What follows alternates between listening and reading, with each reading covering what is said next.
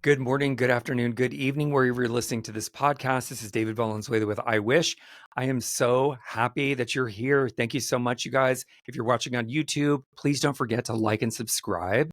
Comment, make a comment down below. Say what you want to see in a future episode. Tell me where you're from. Just give us a little thumbs up. We would appreciate it.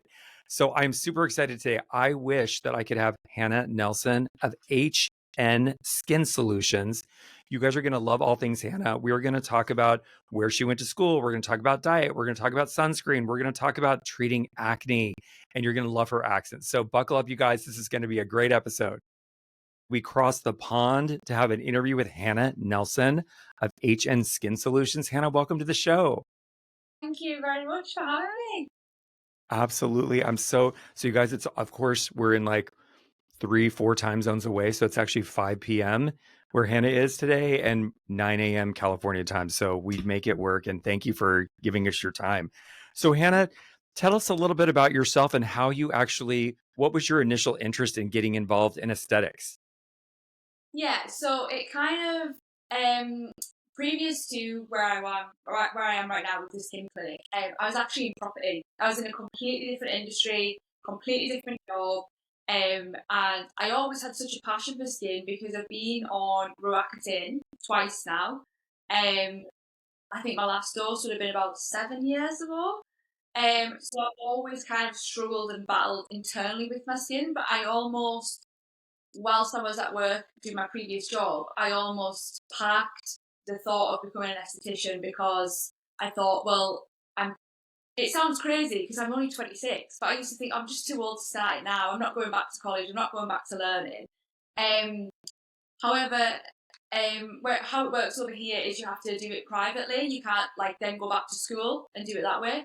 So I trained privately after that, and kind of started where I am. But I would say in terms of what sparked my interest was obviously my own skin, which I know you'll commonly hear anyways because this is kind of your podcast. You get loads of acne estheticians on here, but my skin was emotionally draining me. And I know that a lot of it's to do with appearance, but I think it got to the point where I wouldn't even leave the house. So I thought I need to fix this myself because the doctor's routes just weren't working. I mean, the Roaccutane worked initially, but it would always come back. And to be honest, it felt like it was getting worse. As I was getting older.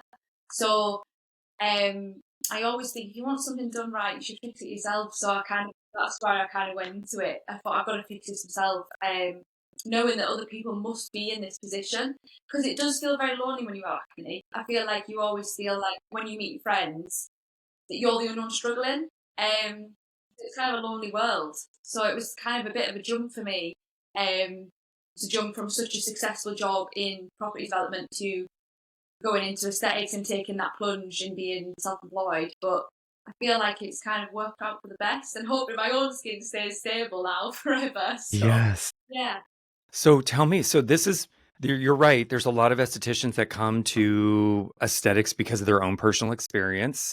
And whether that be they had terrible acne in a teenager, adolescent acne, excuse me, or they develop it later in life, they find their way to like, okay, I've already done these traditional methods. There's got to be other people out there struggling. How old were you when acne first started? 14. So I was really young. 14. 14. And I would say that was consistent until I was 25. Um, yeah, it was a really funny. I typically didn't present the same way as a lot of my peers did, which was, kind of your cystic acne on your cheeks and jawline. For some reason, I really got it on my forehead and in my nose, which now has never been a problem. So I feel like I used to always fix one area and then another area would start playing up.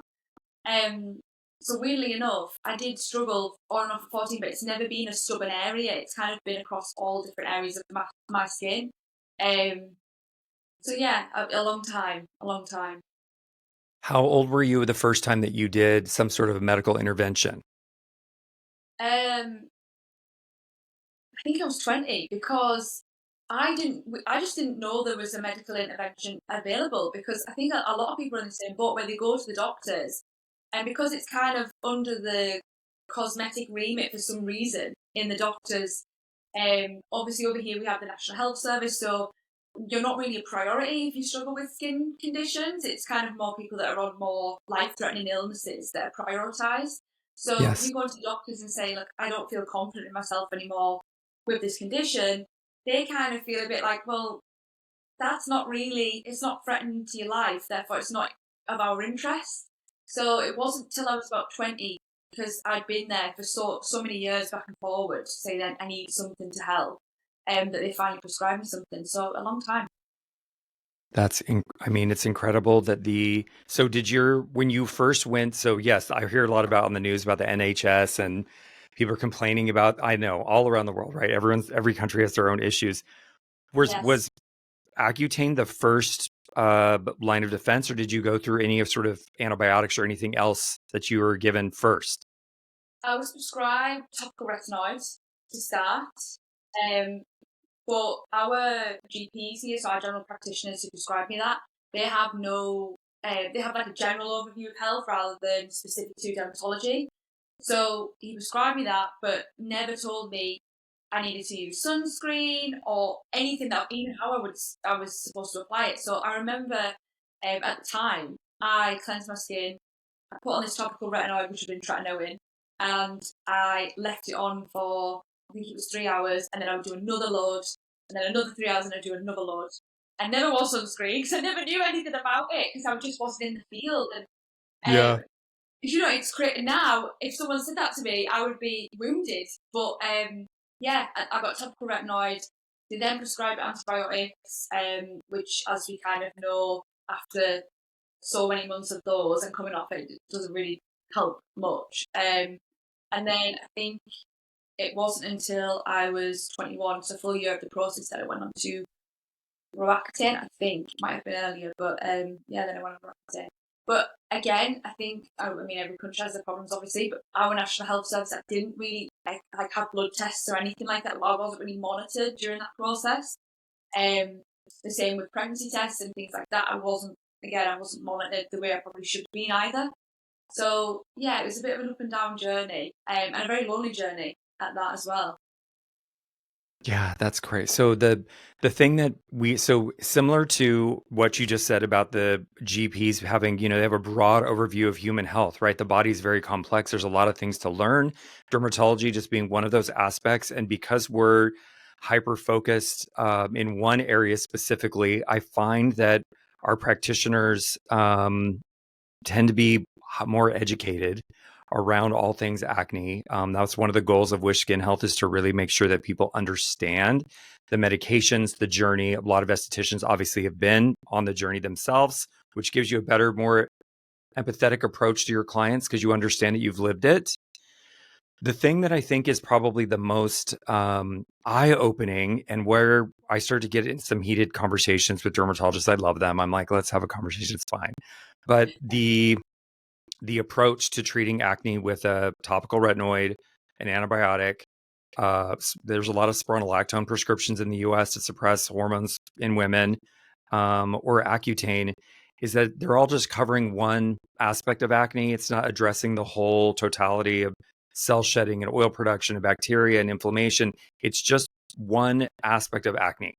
And the challenge that we have in the US specifically is people love symptomatic treatment. Go to the doctor, this is my issue, I get a pill or a cream, something topical. But generally within 90 days of somebody when they're finished with their medication, whether it's their first round of Accutane, antibiotics, whatever it is, usually in about 90 days, when oil starts coming back, their acne starts coming back, the bacteria starts re-regulating, their acne starts coming back, and they start looking for other solutions. And this is when I was talking to Marie last night, I was like, this is the number one. We're so undereducated in all things acne in this space.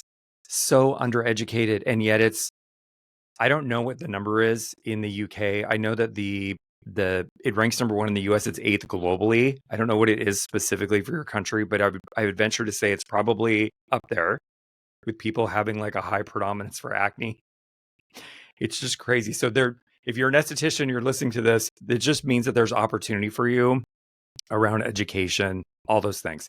So you were doing property development stuff before you got into aesthetics, which I love that. Yes. Will you explain the process, Hannah, of what it actually looks like? So you've got another career. You're like, I got to get fix my skin. Am I too old to do this? Which people often think, oh my God, am I too old to do this? You're never too old. If you're passionate about it, like go for it. But tell us the process so in the US, we don't have any reciprocity. So depending on the state that you live in, there's programs vary from like 300 plus hours, 600 hours, 1200 hours, depending on where you go to school. So give us a little insight into your schooling and how long it took and all that fun stuff. So you're going to be probably shocked because a lot of people are. The UK is unregulated when it comes to skin. We have only last week become regulated in aesthetics, where things like injectables such as Botox has to be from a prescriber. That has only just happened last week. Wow. So we are unregulated. I could literally go and do a day course in a bigger city tomorrow, and I could inject Botox the next day. So we are very, yeah, I know, it's Wow. terrible. But I think a young mum passed away unfortunately after some cosmetic treatment, and that's really kicked us into getting a regulation in there. But it's a big problem at the moment because the aesthetic space obviously has happened last week, which means it's good news for me because I have government recognised qualifications. However, that stopgap between aesthetics and skin getting regulated, I think we'll see a lot more people transitioning out of aesthetics now that it's become regulated into the skin space because it's regulated. And I'm going Yeah. off topic of where I trained, but a bit of background. So coming out of what I did, I found a privately funded course down in Liverpool, and you had to do your online theory training, which is like live webinars, case studies, things like that, of a certain amount of hours. I can't remember how many hours it actually was off the top of my head. And then you had to travel down to Liverpool to do your exam, and I think we did three theory exams and a number of practical students where an examiner comes in and obviously examines you while you do that. But that is, I would say, probably 1% of the people that are doing skin in the UK right now probably have that qualification. The other Wow. 99% just go on a day course in a day. And obviously, you know yourself, you can't. Like, I think a lot of the skin issues are missed because they focus so much on the practical element when you're there. This is how you would conduct a chemical peel, this is how you conduct a facial. But there's no time for theory. There's no time to discuss, well, why are you doing that? Or what would you do for this client? How do you assess what that client really needs? That isn't really covered. It's the practical element to be able to say, I know how to apply it now. Now I'm going to go and apply it, and I'm going to go make my business. So yeah, there's good qualifications out there. And obviously, there's a lot of people at the moment that aren't regulated, but I think hopefully that'll come into the UK space. Fingers crossed. I mean, So it's crazy. So we've had moments in the US where different states go up for deregulation, just deregulating everything. And it's usually the legislators, they don't even understand actually what hairdressers, estheticians, like chemical acids, being applied to the face, around the eyes, like understanding like you could really hurt somebody. We did have some regulation in the US recently that just changed in Texas, actually. So the way that the laws were written, basically estheticians could inject, which there's no training in the US where estheticians are taught how to inject anything. So the fact that it was in the scope was kind of freakish. Like you could go to a Allergan conference or something and learn how to, like, that's just scary. You should really have a little more medical qualification for that. But I actually, Carolyn Hirons, correct? Do you know yes, who Carolyn Hirons is? Okay, so she's funny because we both worked for Aveda at the beginning of our career. So like I listened to her stuff and I'm like, and I heard her having this conversation about that person that passed away and that they were talking about the need to have more regulation around it. And it offers more value, obviously, to the aesthetic space when it's regulated. It needs to be regulated. Somebody needs to have regulation on top of like what's just going. It can't just be everybody's doing what they want. I had an interview with Katie Marshall in Canada. It's been about a year now, and they deregulated aesthetics in the early 2000s. So they have, I'm not going to remember exactly what it's called, but there's basically like formal qualified training. So you could be a formally trained chef or a formally trained esthetician that you can carry this seal of approval almost that says I went and I actually have this qualification, but it wasn't Right. required to perform the function. I'm like, well, there's all of those It, fun things. And it's a really odd space. But just picking up what you said there about injectables, I get a lot of clients in clinic or even other professionals that ask, you don't offer skin boosters. And I'm like, no, I don't inject. And yes, that's a big thing in my area. I think almost all of the skin specialists will offer injectable skin boosters, which I don't because I don't inject. But one of the other companies I work with, one of their ethos is we will not supply to estheticians that are injected and aren't qualified or have a medical background. But yeah, I think it's such a crazy space that is a thing. I can't imagine somebody going into anaphylaxis in the treatment room. I'm not medically trained to deal with it. So that is the issue right then and there. Like, what do you do? Adverse reaction. My sister is a nurse in Utah here in the States, and I've told her so many times, like, Amy, when are you going to go and like learn how to do injectables? And she's like, all the nerves in the face. She's like, I'm freaked out. People can be paralyzed. Like, I don't want to be responsible for this. She's a pediatric nurse, so she deals with babies, and she's like, I'm not interested in that. I'm like, come on. I'm like, one day when my forehead is like this, I'm like, we're going to need to, it's all good. So how long ago did you open your clinic? it'll be coming up 2 years now, about 2 years. Of that.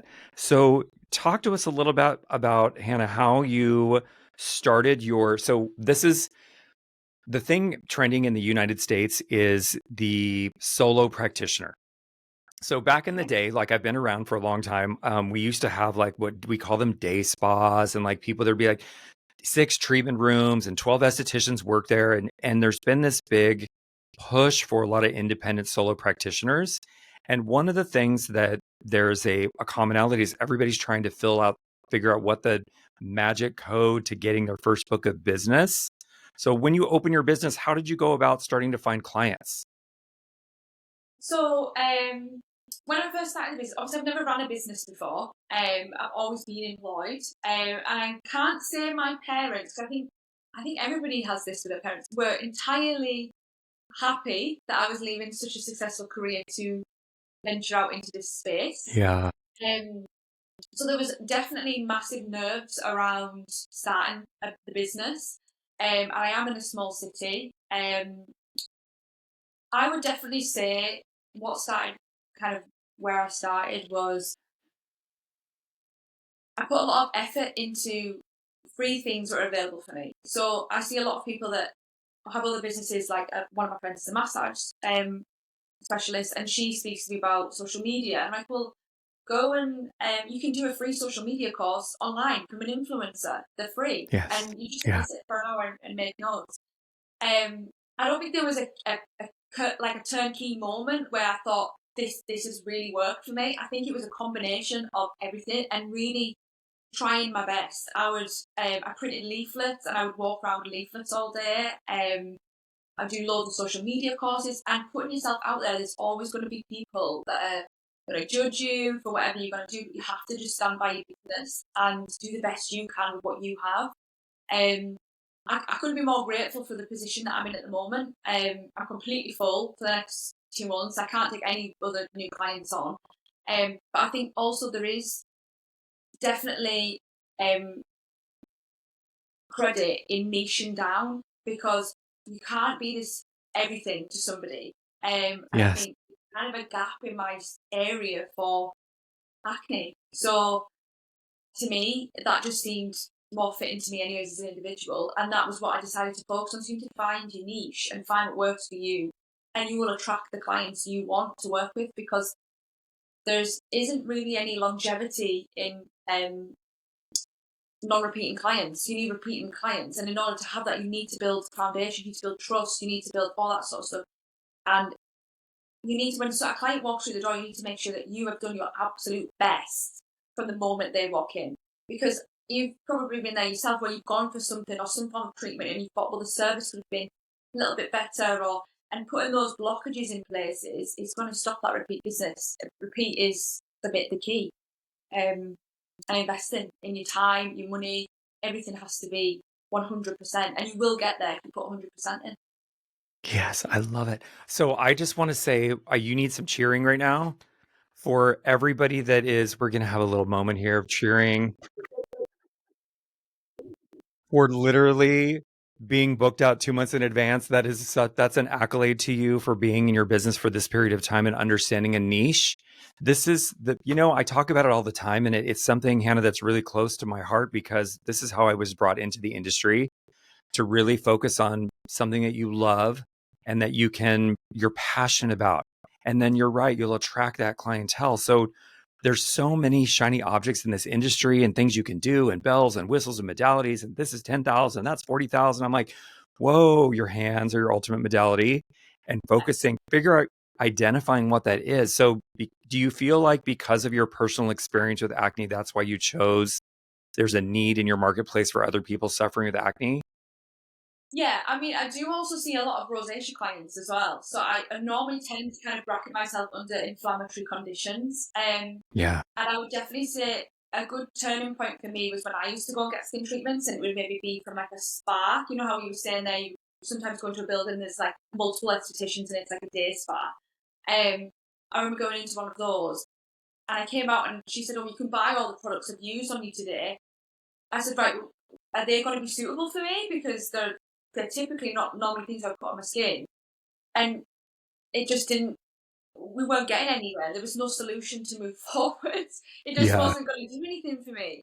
So I definitely think niching down allows you to understand your clientele. And the problem is, if you speak to too many people at a time, you have no audience because you're speaking to those people. Then you speak. There's no consistency. There must be a consistent audience around you, in order to have repeat business. And you must be able to deliver for your clients. If you can't deliver and you can't understand fully what their needs are, then you can't expect to be full. That's just the way it is. You have to provide. You're paying for a service. You have to give them a service.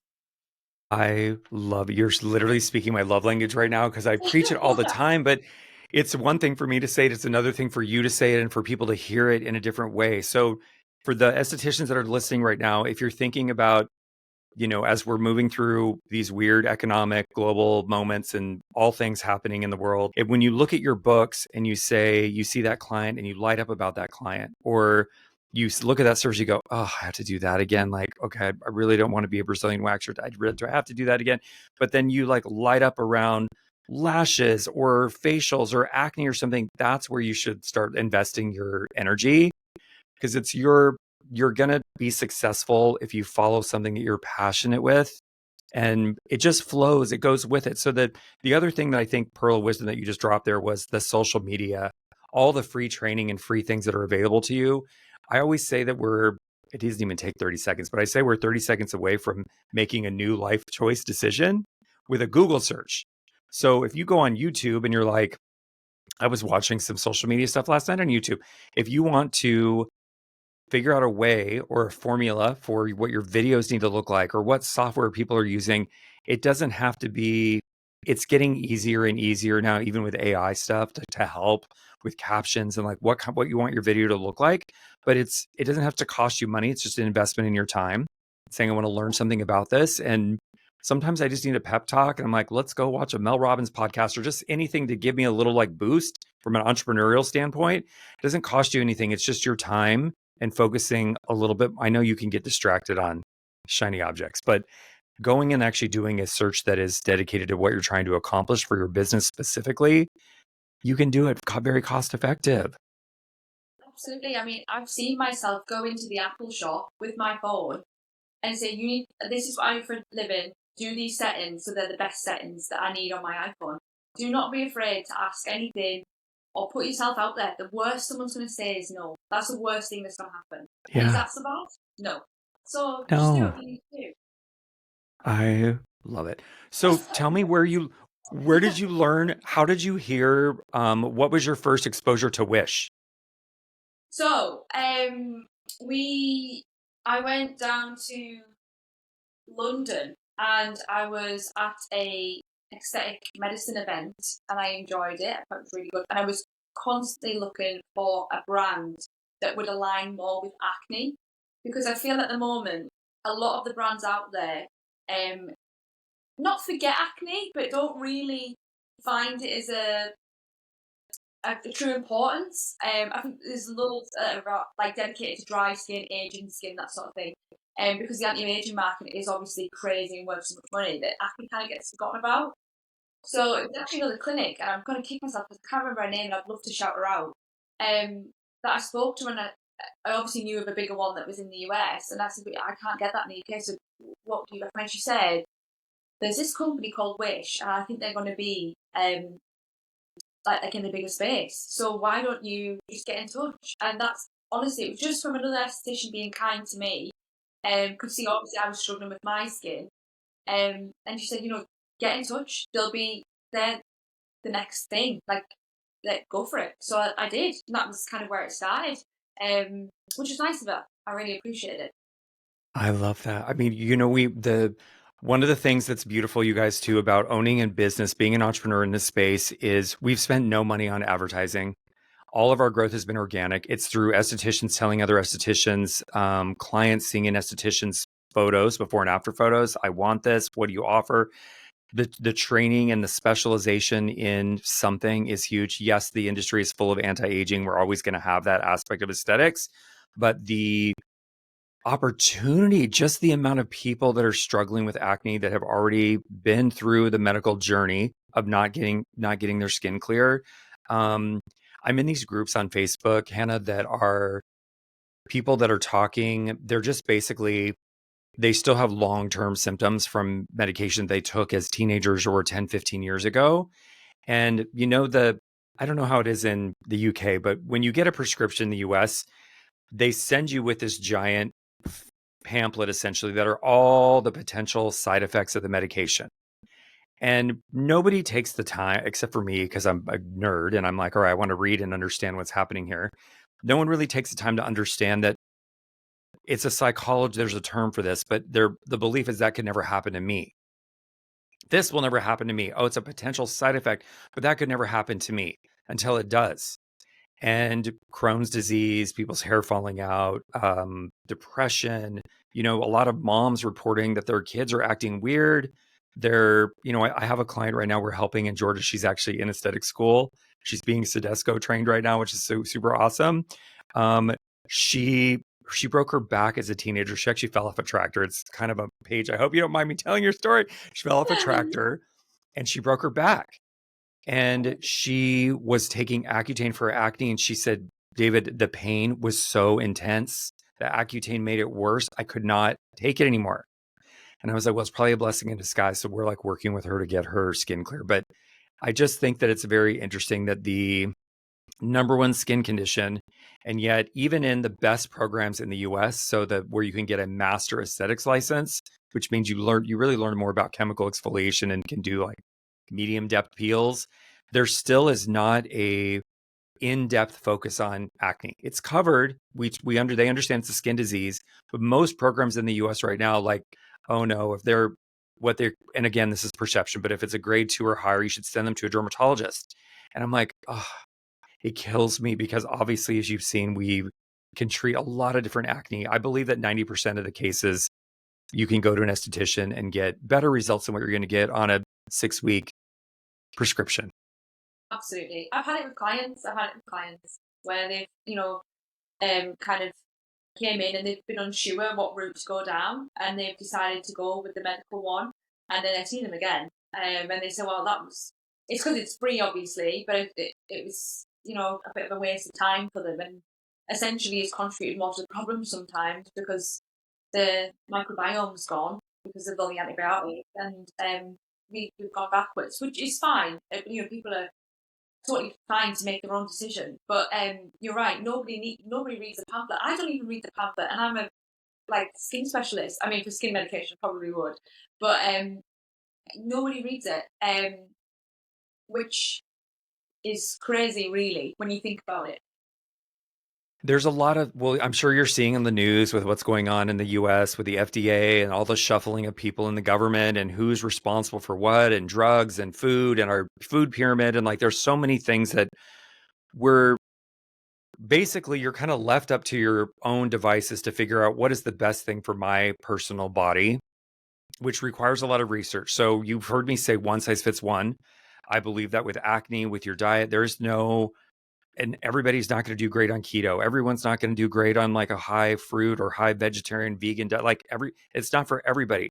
It's for you to go and decide, get the education, understand what's going to be best for my body, my genetics, my personal, what does my microbiome need versus somebody else's.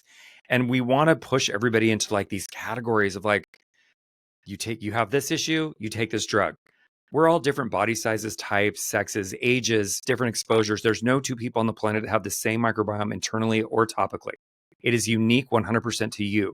And the medications are kind of like one size fits all. We're going to give it, and it's sort of a, we're going to try this on you. If that doesn't work, well, then we're going to try this on you. Well, that doesn't, we're going to try it. And unfortunately, you're the human guinea pig going through the process where you're really disrupting your gut microbiome with antibiotics. You're really disrupting your topical microbiome that's keeping your skin healthy and helping it heal from acne.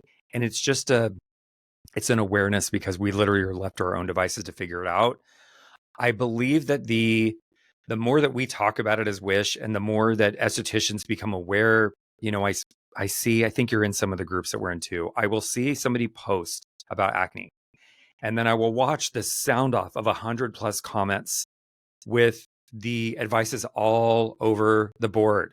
They should be using beef tallow. Oh my gosh, they need this. And I'm like, beef tallow. And I look at it and I go, this just tells me that there is such a need for education because there will be a few people that have had more education in acne that understand and actually give really good advice. But normally the esthetician that's posting a picture and saying, what is this? Can you help me? I always have 50 more questions. First of all, what's the age of the client? What are they currently doing? Are they on medications? Have they ever been treated for acne? All the things, but people just start throwing out all this stuff. And I'm like, this tells you that there's more of a need for education. Yeah, I think there was a really good I can't remember which dermatologist did a video on it, but she was basically discussing that obviously if you have a car problem, you go to a mechanic. If you go to this, if teeth problem, you go to the Yes. dentist, and that sort of thing. But when I see those photos, it's great that person's gone to the esthetician to get help because they've gone to the right space. However, when they blast those photos off in those groups, it's a little bit like taking a picture of some water in your kitchen and asking where the pipe's leaking. We don't know. We have to assess absolutely everything. Yeah. It's true though, isn't it? That's what it's like. Yeah. And I don't know. I don't know what their diet's like, what their history's like, what their hormones are. Like, have they just came off contraception? Like, how does we need to know all of this stuff before we even decide what's causing the acne and what they could potentially try. I don't know where this one size fits all comes from because I know myself that there's even fluctuations with the hypersensitivity to food. So, for example, for me, I know if I eat ice cream, I am 100% going to break out after. It's just the way I am. I don't know why. It's obviously dairy, but hypersensitive to dairy. Whereas I have some clients who are really acne prone, but it doesn't. It can cause some inflammation for them, but it's not as anywhere near as hypersensitive as I am. So yeah, I don't know where this one size fits all comes from. Yes, it's true. It is very true. The food triggers the saying that, the skin is a two-sided organ. And yes, we can treat you topically. We can do all these things and use your home care. If you're willing to adjust your diet, understanding that there's some triggers are going to be different for each person. We have some common triggers that are kind of like the top of the list. If we ever have a client that is really struggling or they're slow to clearing, we will have them do a food journal and just write down their foods that they're eating so we can just look back and say, oh, yeah, you know what? I had sushi. And about 3 days later, I was feeling really inflamed and it just really exacerbated after I went to the gym. So we can just kind of plug and play a little bit with the solutions, but it is one size fits one. It's always going to be a very tailored approach. So let me ask you some questions about the ingredients. So obviously being acne focused, do you have some key ingredients in products that you believe have been transformative for the acne space? Do you have like some top ingredients that you love? Yes. I absolutely love mandelic acid. I am obsessed with mandelic acid. Um, I could honestly scream it from a rooftop because I feel like as soon as you get into acne, or even if you just type it on TikTok and search it, the first thing that will come up is salicylic, which is fine, brilliant. I'm so oily as a person. Salicylic is brilliant. I've got such sensitive skin that salicylic just doesn't work for me at all. And I remember having a client come in and she said, I know you're going to tell me to use salicylic acid. I was like, I'm not, because I can see how sensitive you are and how aggressive your skin is at the moment. Like at the moment, we need to calm it down, but eventually it's going to be mandelic. So I love mandelic for the fact that the large molecular weight obviously penetrates slower. It allows exfoliation, but even on a really sensitive skin type, I love that. I also love azelaic acid. I find it quite dual treating in terms of Mm-hmm. inflammation and obviously acne. I also love it for my rosacea clients as well, especially those that suffer with I can't even say that word properly. Papulopustular rosacea. So I really love the azelaic acid as well. Niacinamide I like, but I think it's overused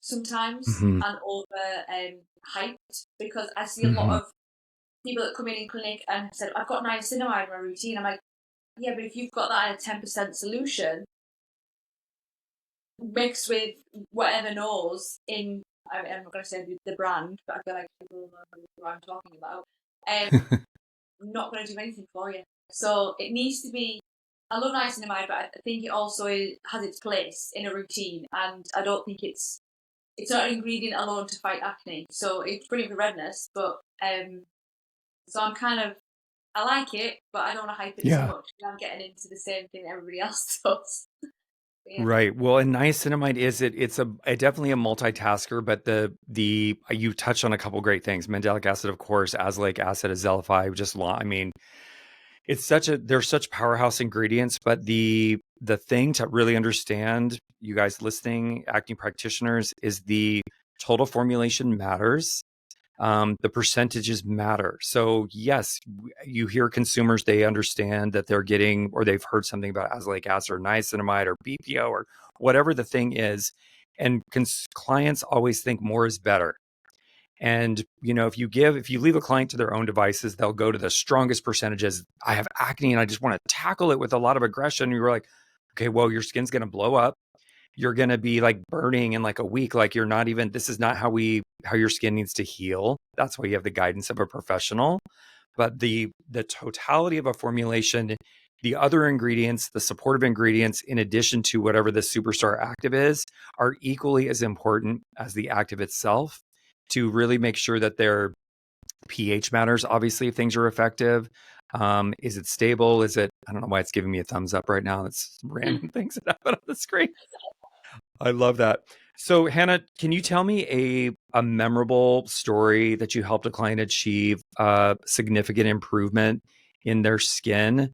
We were talking a lot about. I was on a conference call yesterday in the morning with a group of people, and they were talking about the emotions of aesthetics and the emotional buy-in that we really garner with our clients, because we're in a very specific space where people are not necessarily, if you think about all the places in society where you're actually being touched by another human, it's very, very limited. So there's a very emotional relationship attachment between, in our industry, whether it's hairdressing or massage or aesthetics, people are being touched. Do you have a story or someone that stands out in your mind that you've helped with your skin, that you felt they're through their emotional transformation, or you've seen an emotional transformation from when they started? Yeah. So I have a client and she's actually a baker, and she struggled with acne her whole life. And I remember when she was introduced to me by one of my other clients. And initially, when the first client used to come to me and she used to say, I've got this girl, I'm friends with her, and she doesn't trust anybody when it comes to her skin because she thinks it's all kind of a fad and that nothing can help her, and that that is it. She is just destined to have acne until she grows out of it, which I don't even know when that happens. So she was talking to me about it, and then she said, I'm going to book her in for a consultation for her birthday. And it was, the pressure was on, because I thought, well, she already doesn't trust me before she even walked in. And it's such a hard conversation when you know someone is already there. I've been there myself, where you go into a situation where you think, I don't know if I trust you, and are you really capable of helping me? I'm not sure. So it was quite a sensitive conversation. And I remember in clinic, and it's obviously business rule 101, which my dad will be not impressed. Um, don't give anything away for free. But I said, Yeah. look, he's going to be very annoyed about this when he hears this. I'm going to do this one treatment for you one time. Now, one time, as we all know, is not going to give you miracles, but I just want to show you I know what I'm doing. I know what's going to happen. And I want you to just feel at ease. And this was just for a facial. This was just to kind of get to know her skin a little bit better, and what her skin needed. And she was terrified, absolutely terrified. I got a text 2 weeks later, and she said, I want to start this journey. I'm committed. She was actually going to travel to London for a phenol peel. Mhm. That's what she was originally going to do. She said, but I'm going to try this first before I go down that route, because it is obviously quite extreme. Um, so I got her in, and we've done a couple of chemical peels, full wish home routine. We've actually worked our way up to the 8% Mandelic, with the phytoactive serum on the evening, which I don't think that product gets enough credit. I absolutely love that product, by the way. Yes. He loved it as well. And I think it was 12 weeks, so 3 months transformation. And she literally, bless her, she shouts up about the rooftops for me. She's constantly posting on social media like, look at my skin today, this is because I went to see Hannah one time. And it really made me feel like so heartwarming. And on her last appointment, I actually seen her, I think 4 weeks ago now, on her last appointment, she broke down, and I was like, is everything okay? And she was like, I feel like I've been so hard with you, and it's finally just clicked that this has completely changed my confidence. And it really is. And I know that sounds cheesy, it sounds just a bit cheesy really, but it does really impact somebody's life, because it's you wear your skin every day. So for someone like her that struggled for years upon years upon years, and seen people upon people, and spent thousands of pounds, it is a lot to ask someone to trust you. So I would say that definitely sticks out for me, because it wasn't just about fixing the acne for her, it was about breaking down the walls as well. She had quite a barrier up when it comes to trust, with estheticians. So I was quite happy with that, because I managed to change her narrative on that, professionals do know what they're doing. And yeah, it's a service. You're paying for me, but I'm going to deliver what you're paying for. So trust is the best thing. Yes. I love all of those things. So the emotional, this is another part of the, as we get more in depth with Wish World, and I keep changing the course and I want to update all these. I'm like, it's could just never happen fast enough for me. But the emotional toll. So there's published. So you guys want to nerd out on something, go and look for articles about the emotional toll of acne. Do a Google search. There's actually studies about people, just their personality. So depression, obviously, being a component of that. Not going out on dates, not being as interactive with other human beings, being paid lower wages in their profession. There's just a whole host of things that people don't even. It's just not even. You're not making connecting the dots. But we're wired as human beings when we see somebody else just through our DNA. So if you take it down to the very basic level, you make an assessment of somebody's health based off of their skin. How do they look? And you're not even thinking about it. The way that we're wired is having a response to how somebody looks, and their skin is the number one indicator of like their health. And people feel shame about their acne. So it's just a consideration when you bring somebody in, you're building trust, you're building a relationship, and understanding that they probably have been either embarrassed. So this is the other thing. You can't be walking in the grocery store. You see somebody with acne, you want to run up to them and you're like, oh my gosh, I can help you.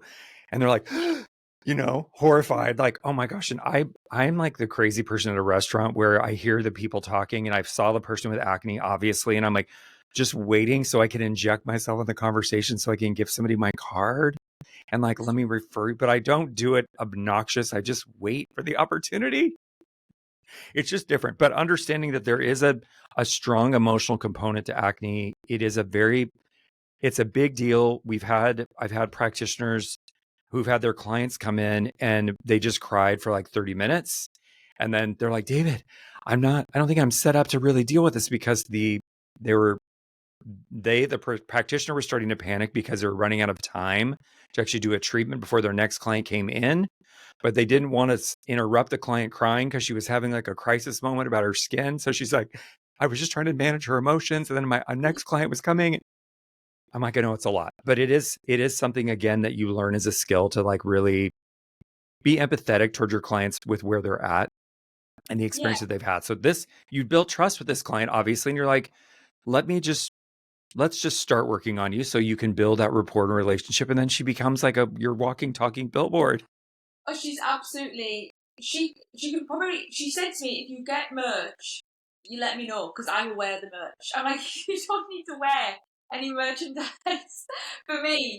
But yeah, I think what you just said there is so important as well because people are really ashamed. And I remember when I was younger, I think I was about 18, and I went to the gym and there was a hot tub, and I'll never ever forget it. And I remember sitting in the hot tub, and this woman, she must have been in maybe her 50s with a friend who was also in the hot tub, and she just said, does your skin always look like that? And I was like, yeah. And then she said, that's such a shame that you have acne. What a shame for you. And I thought, why would you say that? Like, Wow. that's such an odd misconception that, when someone does the typical, why don't you just wash your face? I'm like, thanks for that. Do you know, that's totally good point. I don't know why I didn't think of that. So I think there is a shame, but it doesn't help that those people just come out with this, and you do have to, if without the pun, you do have to have thick skin because it hurts, So when it comes to being ashamed about it, I understand why, because people do say people can be mean. So yeah, it is a hard one. The emotional impact is really hard, really hard.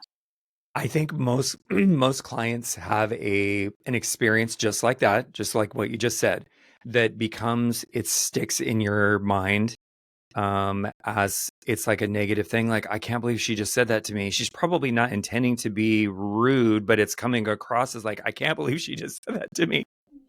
And our clients they are inundated with this. So when you're doing your consultation, you're asking questions, this is your rapport building, your opportunity to present yourself. I'm here to help you. That's what I'm here. Yes, I'm being paid. This is my profession, but I'm here to help you. And we're going to work together and we're going to create solutions for your skin so that because you don't have to have acne. You don't have to live like this. You don't have to go through life feeling like there's something wrong with you, or there's just a lot of shame in it. And we got to talk more about the emotions of it because they're a big deal. So Hannah, let's talk about so I love that we all have access to information, obviously, with our phones and the internet and all the things, but where do you personally stay updated on trends, techniques, products? Do you have a go-to place that you're going for information to learn about things? So I'm quite picky. So I like, Caroline Hirons obviously has her books, which I've read, absolutely love those. So I would I think highly I have them recommend in my these. office somewhere, actually. I Um, have the pink one and the yellow one. um, I can definitely say what I wouldn't do, and I'm definitely not one for the short, TikTok. Hi, I'm a board certified dermatologist. This is what I think. I think people get really caught up on those. I feel like I'm hitting out there, but I'm sick of them. um, Yes. so that's definitely where I wouldn't go, is social media, because a lot of information is recycled and it's just Chinese whispers. So that someone could have said one thing, and by the time it gets to the 10th person that's posted it, it's completely different. So focus on more, I would say, books, successful dermatologists. If you would bring out a book, that would be brilliant. I would read it. Um, I love it. It's in the wheelhouse, but it's sorry, I'll go off on a tangent. So yeah, so you are, I love that the being picky and not, so estheticians, social media is a real thing and we're all exposed to things. And believe it or not, whether you're thinking about it in real time, it is influencing your opinions about things. Even if you're just scrolling through TikTok and things, you're like getting 10, 15 seconds of a dermatologist talking about something. There's something called authority bias in the science world where if somebody shows up in your feed and they've got their physician coat on with their MD credentials on there, we immediately give them more credit for whatever they're talking about. And it's authority bias. So we're like, oh, well, that person obviously knows what they're doing because they have a lab coat on. And, those of us that actually take the time to do the research and actually look into things, there are things that doctors say that are completely wrong. And just because somebody is on social, remember, there's nobody policing the wild, wild west of social media, TikTok, Instagram, Facebook. It doesn't matter. There's the FDA in the US is not coming in, the FTC, the Trade Commission, and looking at the communication going, that's actually false. What they're stating is their opinion, their perception, whatever. If they read this is the other thing that's kind of been rampant about sunscreens and physical, chemical, and just all the things that happen. People will go and they'll start reading a study. And studies, I get it, you guys, they can be 30, 40, 50, 80 pages long.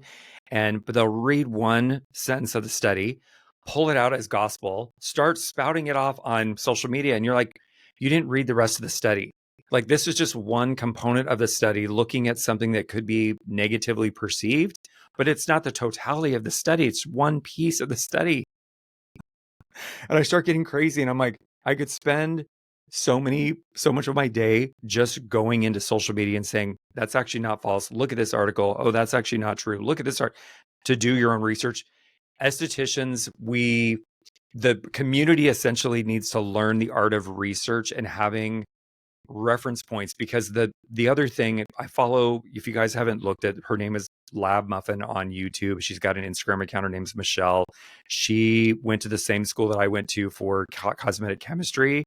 And she is a really good talking about, even if something is peer reviewed. I even went into it thinking, when you've got peer reviewed, you've got people that are essentially agreeing with each other about data. It's usually maybe a little conflicting, but there's usually people agreeing on something and they're presenting something as peer reviewed data. And you're like, oh, this is the gospel. And the reality is, if you start doing a little bit more research, you get yourself educated over a topic and you can find the exact topic and exact polar opposite conflicting ideas. And this is where the art of being educated comes into the space, because you touching somebody's skin every day, understanding how an ingredient interacts with somebody's skin, you are the expert. And it doesn't matter what this person is saying. In real life, you're seeing this person's skin, you're seeing how ingredients interact with their skin. Despite what these people are saying about the ingredient, you become the expert in the space because you're actually doing it. So I get it. We need physicians, right? I'm not saying we don't need physicians. We need them. The social media physicians, we also have to remember social media is, people are looking for views and more engagement, and they're selling something and they want more advertising. It's another job. And so you just take it with I'm glad that you said that. Because it's true. It's completely true. You can get lost in a shiny object syndrome world, especially on short form video. I find most estheticians actually that they love listening to this with whatever a lot of people listen to it on Spotify. And you guys, thank you for listening. If you are listening, I appreciate you. Thank you for listening. But just the estheticians like long form where they can learn something. This isn't a 15-second, just, we're actually learning something. So I love it. Are there any DIY skincare practices or at home treatments that you have seen with your clients that you're like, stop doing that? Yeah. A client has come in and you're like, what are you doing? Yes. I've got to say 90% of my clients are pretty good. They will, if they even see anything on social media, they'll send me to it and think, what do you think of this? I actually did a post recently on things that you may see on social media that you should definitely not do. beef tallow hasn't really hit us much yet. I think that's more of a US thing, and I'm thankful for that. Because I don't know where this has come from, but we did have one a while back about creating your own sunscreen, which is crazy. Crazy. It's not. Yeah, it's the most one of the most important parts of your entire routine, but it's not the most important. It's not one I would definitely be brewing up in the kitchen. Um, so yeah, but making their own sunscreen because they were obviously scared of potential carcinogenic properties that are in chemical sunscreens, which is a really fast-growing problem. Caroline Hirons actually did a video on that, which was absolutely excellent for anybody watching. That was a brilliant video, explaining the impact of this and what it could essentially do. I Yeah. think it was some benzene in sunscreen. Yeah. So yeah, that I would say that one's the thing. But I think going back to kind of what you said earlier about people getting caught up on things, one thing I have noticed in the industry is people are getting far too caught up on the word glowy. Um, I find all day I hear that all day in clinic, just make me glowy. It's like, well, I can, but it's only gonna last like an hour. I want you to Right. have healthy skin. Um, and I'm not doing it. I'm not chucking oil on you. I'm just not doing it. Sorry. So I feel like at the moment that would be the next one is going to be the one products that are going to give everybody the glow. That's what will be the next at home, like conjunction, whatever they mix up in the kitchen, will be to do with glowing. I'm not ready There's for that. so I have two things to comment on because the glow thing is an interesting thing because it's lipids on the skin that are reflecting light. That's where you're getting the glow, or you're getting from some sort of a makeup or a mineral reflection thing, which is a whole nother thing. But usually, people with acne, I'm like, you have to be very precise about the products you're putting on the skin because if you're looking for that extra glow, it's usually more an oil-based or lipid-based product that's reflecting light. So you're getting that glow. It might not be the best thing for your acne-prone skin at that stage. So just be aware of that. I mean, it's a thing. I get it. It's a trend like all things. We want to look healthy and glowy. And back in the day, like so this is before you, right? Back in the 90s where people everything was matte.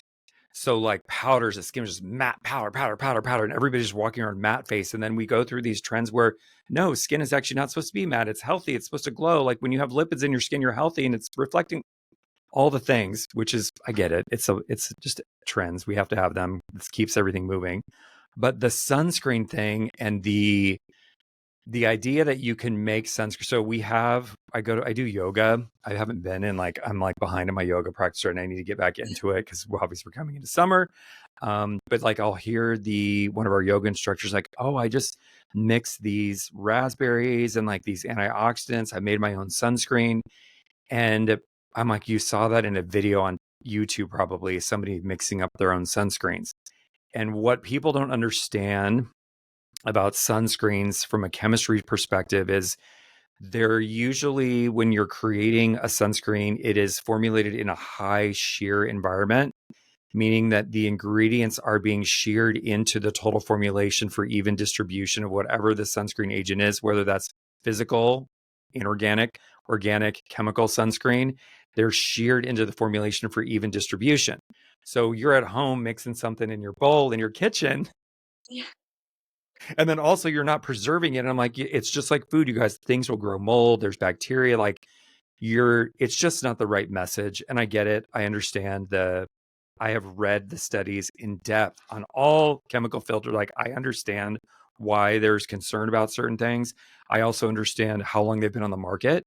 And you got to look at is a juice worth the squeeze sort of thing. Like, am I not going to use sunscreen because of this potential situation and expose myself to all these other things and while they sort this out, or they've been on the market for since World War II. Like, I went back to the origination of sunscreen.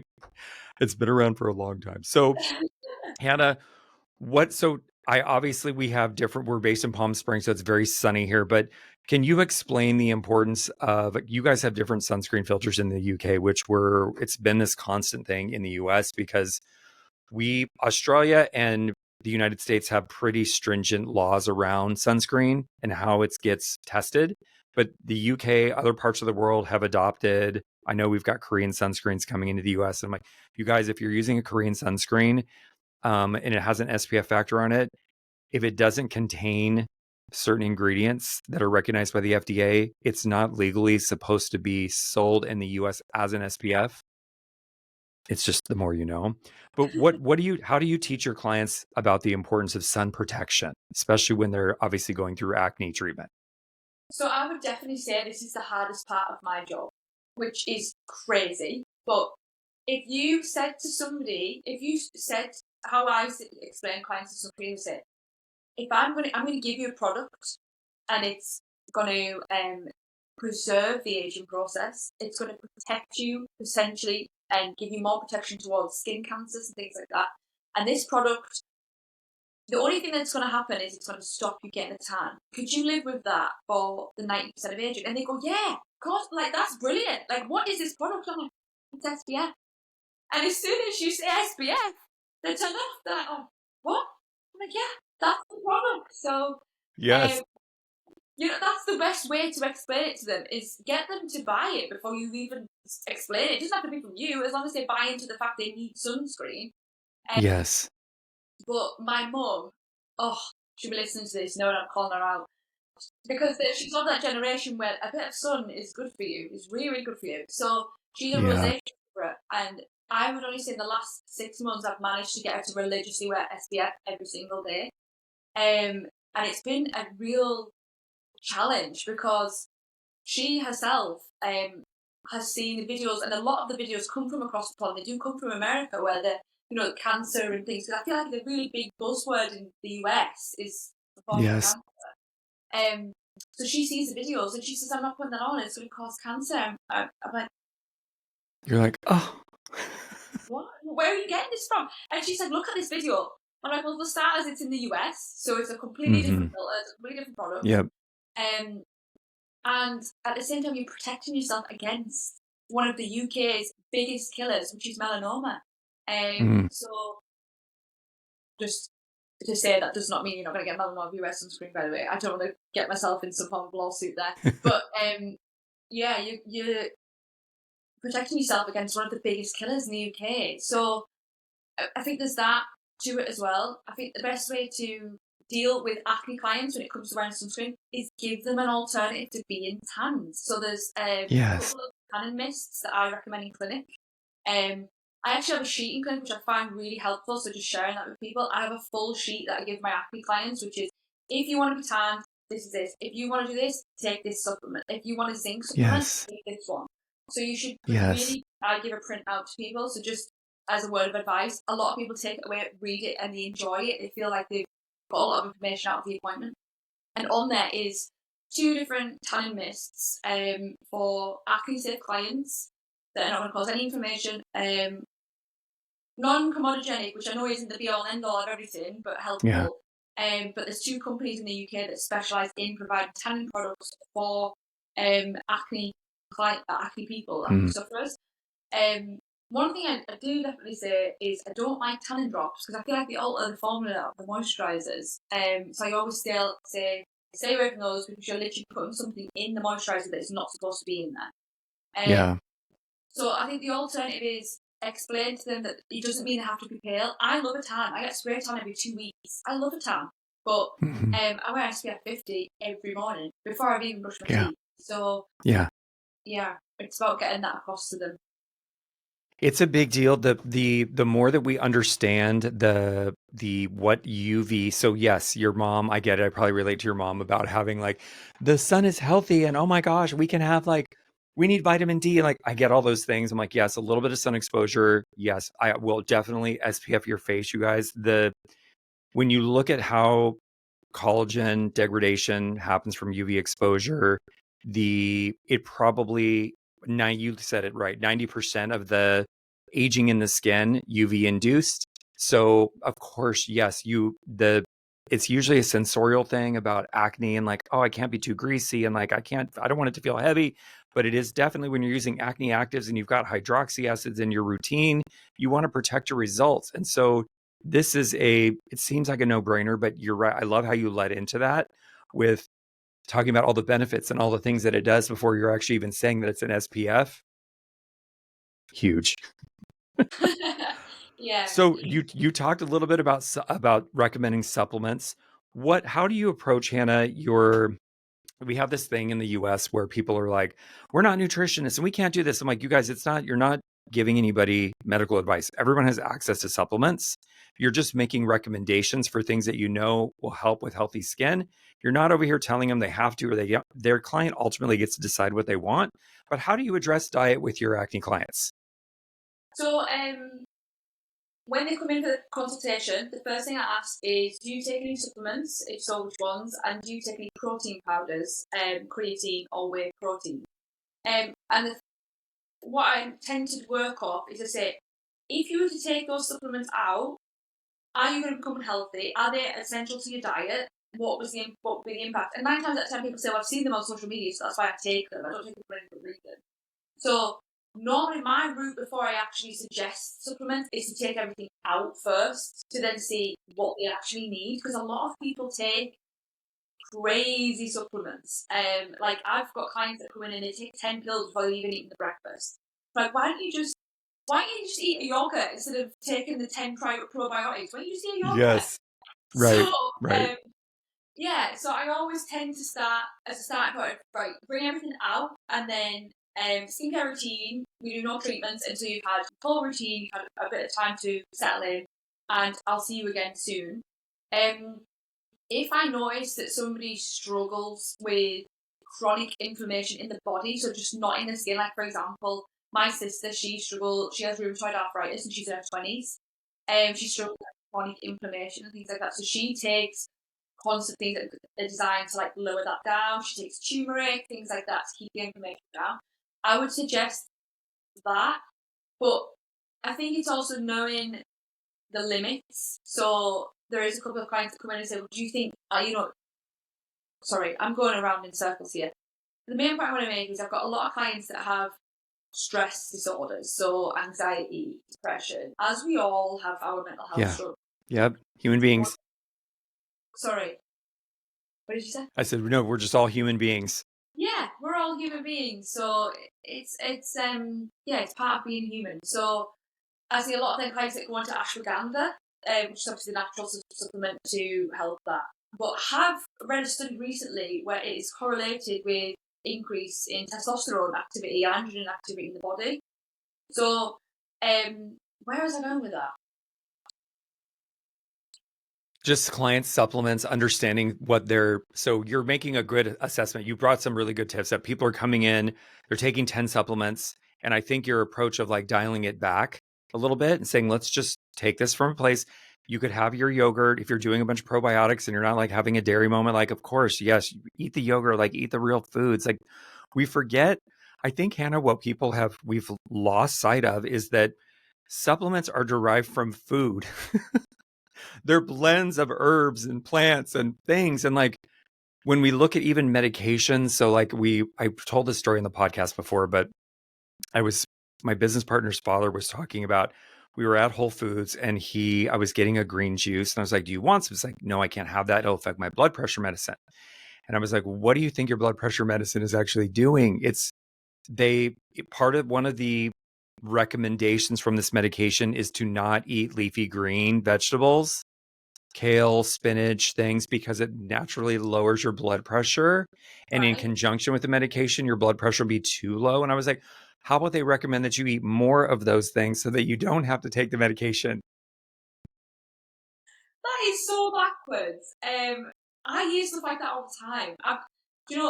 And again, family, I'm calling out all my family here, but a lot of, even my sister, she's like, oh, I really need some antioxidants. She's like, so I've taken a vitamin C supplement, and I'm like, why don't you just eat an orange and then see if it's enough? And then what did you know? Like, why don't you eat more fruit? And then we'll be fine. Have some raspberries. You'll be fine. Yes. Well, it's definitely too many stews, too many cooks spoil a stew. That's just the way it is. There's 20 supplements on the list, and nobody knows which one's working. And if you just have a healthy, balanced diet, we can dial in what we need to dial in. But for now, let's just take a step back and review it. It's also a lot of money. People are spending fortune on supplements and they don't know what it's doing. So I know, because they saw it on TikTok. basically, yeah, someone across the pond told me to take.